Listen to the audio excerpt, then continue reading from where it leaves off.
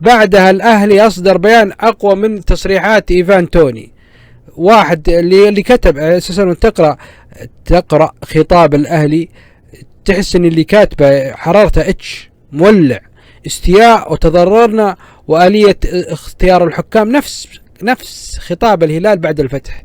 الهلال أصدر بيان بعد الفتح يطالب باختيار الحكام النخبة، نفس الحكاية الأهلي يعني يطالبون بمعرفة آلية اختيار الحكام وعدالة المنافسة وسماع التسجيلات وتفسيرات قرارات الحكم، ويعني بالأخير كلنا ثقة بالجهات المعنية نتحقق في الموضوع.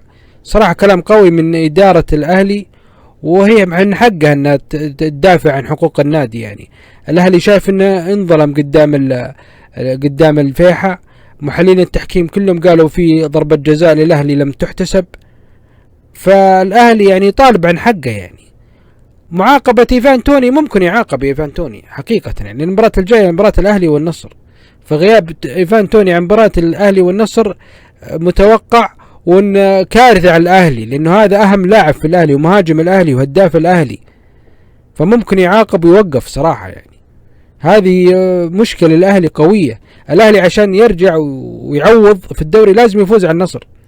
يعني المباراة هذه هي المباراة الحاسمة، لأن نهزم فيها الأهلي خلاص باي باي يا دوري يعني. وإذا تعاقب إيفان توني يتوقف هذه مشكلة أكبر على الأهلي.